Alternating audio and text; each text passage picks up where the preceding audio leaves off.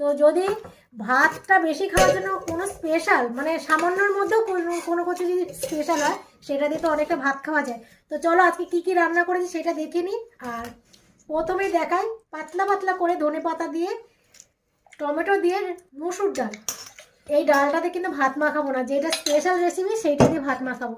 আর তোমরা এতদিন ধরে দেখছো আমার ভিডিও, তো জানোই আমি ডাল করলে আমার ছেলের জন্য অন্তত আলু মাখাটা নিই, আলু মাখা করি। তো এই আলু মাখা ছেলের জন্য করেছি, কিন্তু আমরা সবাই খাবো।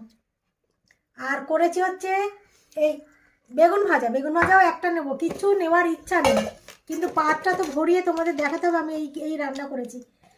আর এই হচ্ছে পাঁপড় ভাজা। আর যেই স্পেশাল রান্নাটা যেটা দিয়ে এক থালা ভাত খাবো সেইটা হলো মাছের তেল ভাজা। আমি কড়াই ধরে নিয়ে আসলাম, কেন বলো তো, এইমাত্র গরম করেছি। তো এইটা দিয়ে এক থালা ভাত খাবো।